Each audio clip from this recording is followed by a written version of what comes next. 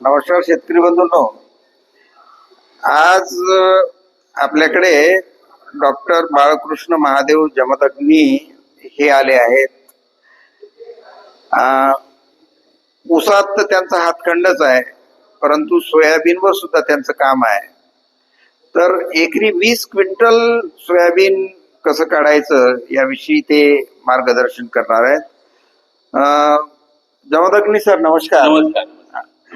तर मला हे सांगा की सोयाबीनचं जे शेतकऱ्याचं सर्वसाधारण उत्पन्न असते ते 7 क्विंटल 8 क्विंटल, बरं आलं तर 10 क्विंटल. तर तुम्ही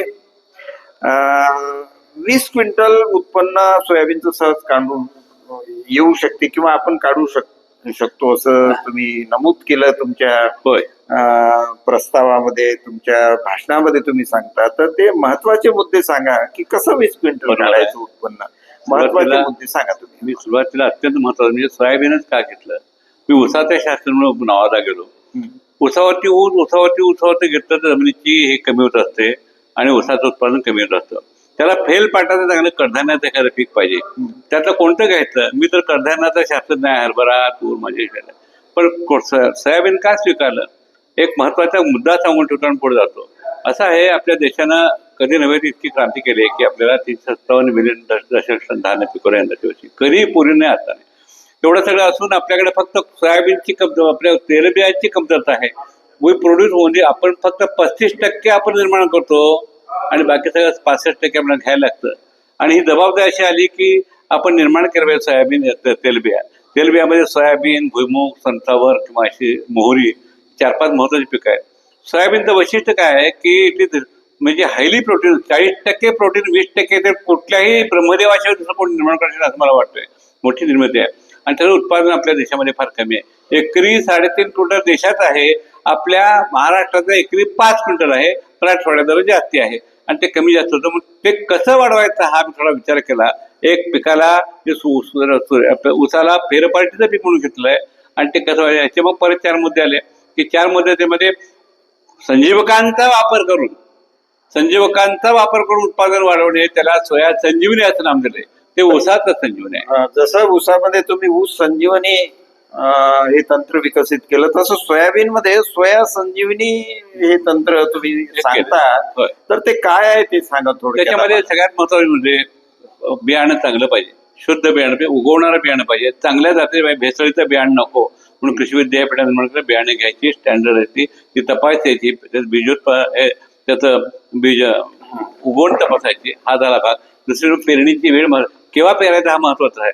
पेरणी केव्हा करायची? आम्ही पेरलं आणि नंतर हस्ताच्या पावसात आपल्याला काय करायचं? आज मघा नक्षत्र लागलेलं आहे. मघा नक्षत्र आलं की मघामध्ये ढगाकडे बघा असा आहे, पण हा उत्तरा आणि हस्त आहे ना, त्यात पाऊस पडतो. त्या हस्त नक्षत्रात सापडतात. म्हणजे 12 सप्टेंबर हस्त नक्षत्र तो 100% पाऊस पडतो, त्यात सापडता याप्रमाणे पण पेरणीची वेळ ठेवायची. म्हणजे मागं आपण सुद्धा 10 जूनला जर पेरणी केली तर सगळ्यांना ते पार पडत. आपल्याला 4 महिन्याच्या जाती असं 120 दिवसामध्ये निघतो. म्हणजे 15 ऑक्टोबर तर निघावं किंवा 27 सप्टेंबरच्या आधी म्हणजे पावसात सापडत नाही. हे महत्वाचं. म्हणजे 10 केव्हा पेरायचं?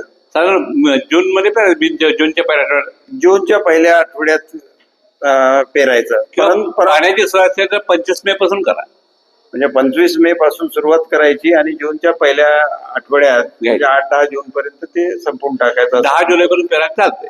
10 जुलै पर्यंत सोयाबीनची पेरणी करता येते. हे पेरणीची वेळ. हे झालं पेरणीचं झालं. त्याच्यानंतरचं नियोजन सांगा. त्याच्यामध्ये असतंय ना की सगळ्यात महत्वाचं त्याला लागणारी खतं असतात. ती खतं त्याला युरिया जास्ती घालायची नाही. अर्धा गोणी युरिया एका एकराला. आधी आपण जमीन केलेली तयार आहे, नांगरट झालेले आहे. आता आपण नांगरट केल्यानंतर आपण रोटोवेटर मारतो. अर्धा गोणी फक्त युरिया, अर्धा गोणी युरिया किती 18 किलो 20 किलो गोणी असतात युरिया. 4 गोणी सिंगल सुपर फॉस्फेट आणि अर्धाच गोणी पोटॅश एवढं झालं. त्याच्यामध्ये 10 किलो मॅग्नेशियम सल्फेट, 10 किलो बेन्सल्फ आणि 10 किलो सगळ्या सूक्ष्म अन्नद्रव्यांचं मिश्रण. हे सगळं मिळून घातलं. ते कसं घालायचं की आपण आता सऱ्या सोडायच्या आधी ते आपण शेतात पसरायचं आणि नंतर सऱ्या सोडायच्या. म्हणजे आता पोटातून मी हे रिव्हिजन करतो. 4 गुणी सुपर फॉस्फेट, 4 पोते सुपर फॉस्फेट, अर्धा गुणी युरिया, अर्ध पोत युरिया, अर्धा गुणी पोटॅश, अर्ध पोत पोटॅश आणि 10 किलो मायक्रोन्यूट्री. मायक्रोन्यूट्रन, हा. 10 kilo mixture, mixture 10 kilo magnesium sulphate, 10 kilo magnesium 10 kilo बेन्सर, आणि 10 किलो सल्फर हे सगळं घातलं की त्यात संतुलित हे पेरणीच्या आधी जमिनीत मिसळून घ्यायचं. आधी नंतर काय करायचं, त्याच्यात सऱ्या पाडायच्या, सरीवरतीच पेरणी करायची. बघा बंधूंनो, ही महत्वाची सूचना आहे. हे सगळं आधी द्यायचं, नंतर सऱ्या पाडायच्या आणि ज्याला आपण सरी वरंबा म्हणतो आणि 3 फुटाची सरी, 3 फुटाच्या सऱ्या पाडायच्या आणि वरंब्यावर म्हणजे उंचावरही लागवड करायची. दोन्ही बाजूला लावायचं, वरंब्याच्या टोकन पद्धत लावायचं टोकन पद्धतीनं आणि एकरी 15 ते 18 किलो बी लावायचं. एकरी 4 घालायचे बी. एकरी 15 ते 18 किलो बी वापरायचं आणि वरंब्यावरच लागवड करायची दोन्ही बाजूनं. खतं सांगितली. नंतर आता आणि बीज प्रक्रिया अत्यावश्यक आहे. बीज प्रक्रिया प्रक्रिया. लावायची आणि उगवण शकता माची बीज प्रक्रिया करायची. बीज प्रक्रियेसाठी मला सांगितलं की अलिकाच घ्यायचं, अलिका किती किंवा इमिडोक्लोप्रिड गावचू घ्यायचं. ठीक आहे. बीज प्रक्रिया आता शेतकरी करायला लागले. रासायनिक आणि आता थोडस हे तणाच्या नियंत्रणाचं सांगा, कारण आता हे पेरणी केल्यानंतर पेरणी करताना लक्षात ठेवायचं, कोरड्यात कधीही पेरणी करायची नाही. कोरड्या आपण खतं घातले की आता वरंब्याच्या पोटात जाऊन बसले, खतं घातल्यानंतर वरंबा सोडलाय ना, हो. ते पोटात जाऊन बसले. आता महत्वाची गोष्ट म्हणजे कधी कोरड्यात पेरणं, ओलवून करायचं किंवा पाऊस झाला तर ओलवून करायचं. कोरड्यात पेरलं की उगवत नाही, बराचसा फटका बसतो. कोरड्यात ओलवून करायचं. 2-2 सरीच्या वरंबाच्या दोन्ही बाजूला साधारण 8-10 सेंटीमीटर 2-4 दाणे टाकायचे आणि ते ओढ्यात पेरलं की उगवून येत असतं. हे झाल्यानंतर दुसऱ्या दिवशी 24 तास यार आपण काय करायचं, एक फवारणी घ्यायची असते. ती कुठे पेंड्यामध्ये घ्यायची, पेंड्यामध्ये घ्यायची 22 आलं ते लक्षात. घेतली की मग त्याच्यात महिनाभर तण काय येत नाही, 20 दिवस 25 दिवस. ते तण नाही घेतलं तर मग तण येतं, नुकसान होतं. तर शेतकरी बंधूंनो, जमीन ओलवून पेरणी करायची आणि लागवणीनंतर दुसऱ्या दिवशी पेंडामेथिलीन म्हणजे तणनाशक, प्री इमर्जन्स तणनाशक मारायचं. झालं. नंतर पुढे समजा जर तण आता 1 महिन्यानं आलं तर काय करायचं? हा, त्याच्या आधी गोष्टी सांगतो तुम्हाला. तण आता त्यावेळेला आणखीन एक इमर्जन्सी असते. त्यावेळेला परसूट नावाचं एक तणनाशक असतं, ते घ्यायचं असतं. ते किती 3 मिली एका लिटर प्रमाणे घ्यायचं असतं. हे बदलून घ्यायचं. पंपाला 50 मिली 60 मिली टाकतात. बरोबर आहे. आणि महत्वाची गोष्ट म्हणजे पीक 15 ते 18 दिवसात झाल्यानंतर एक फवारणी घ्यायची असते. कोणती घ्यायची? सोया संजीवनीची फवारणी आहे. सोया संजीवनी, सोया संजीवनी. त्यात काय येतात, एक कीटकनाशक आहे.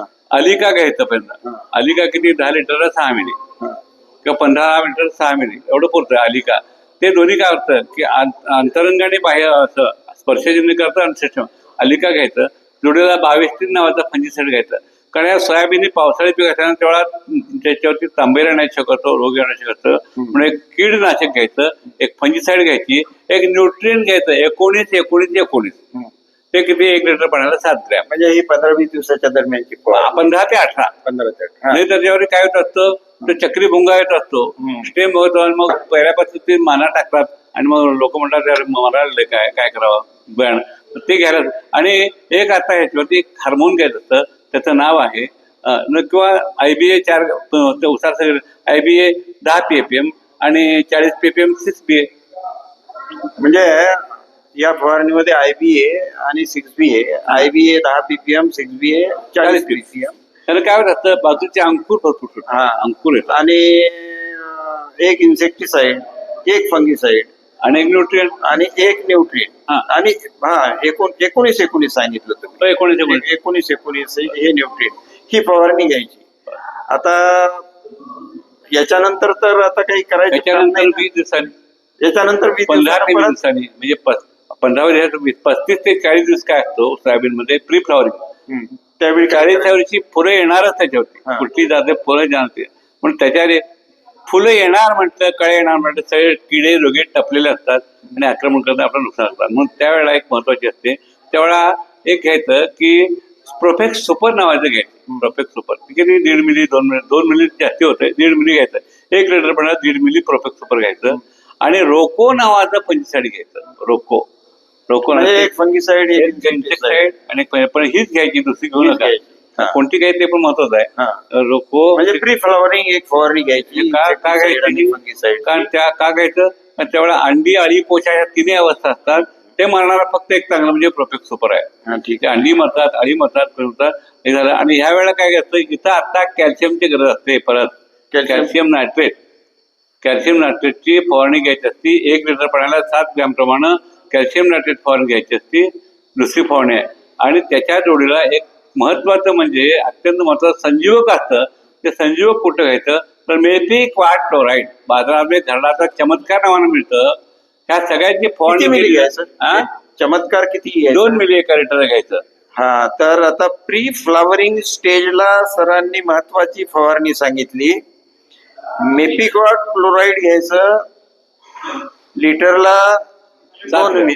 2 मिली. 2 मिली. आणि बाकी एक Propex Super. एक फंगीसाइड आणि एक तुला प्रोफेक्ट सुपरच घ्यायचं, हा. रोको घ्यायचं प्रोफेक्ट सुपर, रोको, हा. मेपिकॉट क्लोराईड आणि कॅल्शियम नायट्रेट. आणि कॅल्शियम नायट्रेट ही आता फ्लावरिंगच्या आधी फवारणी घ्यायची.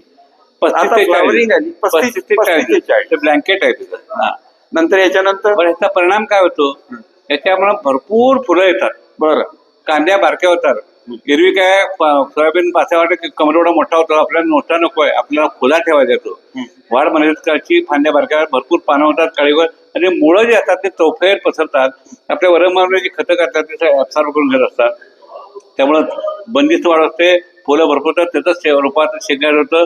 आपल्या कीटकनाशामुळे सुरक्षित झालं असतं. आणि अशी आता पुढची 15-20 दिवस असतात. ते होतं 55 दिवस. नाही याच्या पुढे आता फवारणीची आवश्यकता आहेत नाही. ना. हा, याच्या पुढे काय आता म्हणजे सेटिंग झालं, हा. शेंगा पकडल्या 20 दिवसांनी 20 दिवसांनी 20 दिवसांनी परत म्हणजे परत. 35 नंतर 20 म्हणजे 55 दिवस हा. ते 60 दिवस सेटिंग झाले असते. हा. फक्त सेटिंग शेंगा बारक्या बारक्या चिमके तयार झाले असतात. फळं सगळे आलेले असतात. त्यावेळेला काय असते ती फुलं गळली नाही पाहिजेत. हा. त्या खांद्या गळ्याल्या शेंगा गळ्या नाही पाहिजे म्हणून एक फवारणी घ्यायची आपल्याला. कुठली घ्यायची? आणि त्यावेळेला काय असते एक परत आणि तिथं कीड आलेलंच असते. हा, मोठ्या आळ्या त्यावेळेस असतात म्हणून कीड येऊ नये म्हणून कोराजेन घ्यायचं. बरं. कोराजेन ते अगदी कमी घ्यायला लागतं आपल्याला. 1 लिटर सगळ्या म्हणजे कोराजनची फवारणी शेंगाचं सेटिंग झाल्यावर एकदा हम्म. आणि त्या 15 लिटरला 3 फवारणीमध्ये मिली. हा. बाकी काय घ्यायचं? सांगतो. हा. कोराजेन घ्यायचं असतं. एक फंजीसाईड घ्यायचं एक असतं. फंगीसाइड. प्रत्येक वेळा एक इन्सेक्टिसाईड ठेवायचं, एक फंजीसाईड ठेवायचं, एक न्यूट्रिएंट ठेवायचं आणि एक तुमचं हे ठेवायचं संजीवक ठेवायचं. आता काय ठेवलं आम्ही की फंजीसाईड ठेवलं, इन्सेक्ट ठेवलं, परत एकदा रोका वापरायचं. रोको अनेकदा वापरायचं. आणि रोको नंतर म्हणजे फंजीसाईड इन्सेक्टिसाईड फंजीसाईड आणि एक रोको वापरलं. आता कोणतं घ्यायचं मिळतं आता इथं पोटॅशियम सोनाईट घ्यायचं. कारण तेलबिया आहे त्यामुळे सल्फर पाहिजे असतं त्याला. पोटॅशियम मॅग्नेशियम सल्फर म्हणून पोटॅशियम सोनाईट हे घ्यायचं त्यावेळेला.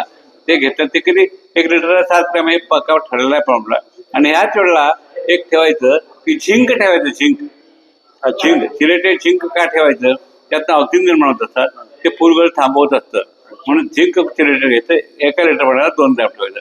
आणि एक संजीवक पाहिजे त्याला म्हणायचं ट्रायाकॉन्टेनॉल. बाजारात विपुल नावानं मिळतं, शक्तिमान नावानं मिळतं, अनेक ट्रायाकॉन्टेनॉल. ते किती घ्यायचं 1 लिटर पाण्याला 2 मिली. त्याचा परिणाम काय होत असतो की काही सेकंदात ते जाऊन पोचतं आणि आपल्या म्हणजे फुलं गळत नाहीत, शेंगा गळत नाहीत, चांगलं पोचवायला लागतात. त्या किडीपासून असं सगळं होत असतं. रक्षण होत असतं आणि चांगलं सेटिंग झालं असतं. ते पुढेपर्यंत जात असतं. म्हणजे 55 ते 60 दिवसाची फवारणी. म्हणजे 55 ते 60 दिवसाच्या वेळी ट्रायकॉन्टिनॉल घ्यायचं.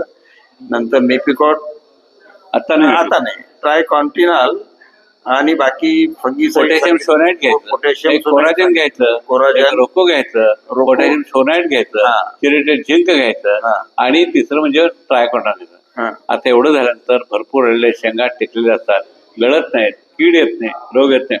पुढं 75 ते 80 20 दिवसाचा टप्पा आहे. 75 ते 80 दिवसाला शेवटची फवारणी. त्यावेळेला कुठलाही संजीवक घ्यायचं नाही. त्यावेळी काय त्यावेळेला फक्त क्विनॉल पास सारखं साधं घ्यायचं. त्यातला धूर निघतो ना, फ्यूज निघतात ना, त्यावेळेला काही मोठ्या आपल्या शेंगा तयार होत असतात, त्या आळ्या येतातच. मग त्या फ्यूम्स मुळे त्या आळ्या मरून जातात. म्हणजे गॅस पॉइझन. फ्यूम्स म्हणजे गॅस पॉइझन मरून जातात त्या. आणि त्यावेळेला आणखीन एक्झॅक्ट किंवा असं एक मशीन अशी घ्यायला पाहिजे. म्हणजे हे हवा कशी असती, संपृक्त हवा असती, त्यावेळेला 100% हे येतं तुमच्या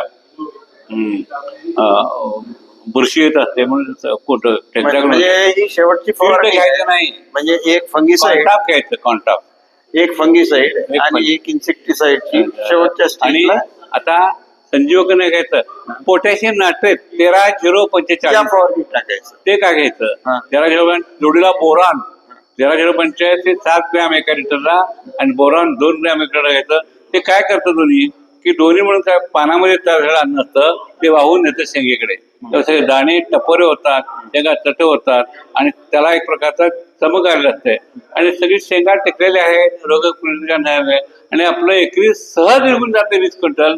असा मी आतापर्यंत 500 लोकांचा अनुभव माझ्याकडे शेतकरी. बघा शेतकरी बंधूंनो, अत्यंत विश्वासानं आत्मविश्वासानं सरनं सांगितलं याप्रमाणे फवारण्या करायच्या, याप्रमाणे नियोजन करायचं. असं जर केलं तर सरांचं म्हणणं आहे, जमदग्नी सरांचं म्हणणं आहे की एकरी 20 क्विंटल सोयाबीन तुम्हाला या पद्धतीनं नक्की होऊ शकते. त्यांना खात्री आहे, अनेक शेतकरी त्यांच्या मार्गदर्शनात असं सोयाबीन काढत आहेत. तर बंधूंनो, थोडं आणखी एक सांगतो हा. की गेली काही 3 वर्ष मी आणि डॉक्टर दीपक पण माझे मित्र आहेत, हा. आम्ही मोहीम घेतली. आम्ही स्वयं करत नाही, कोणाकडे जात नाही.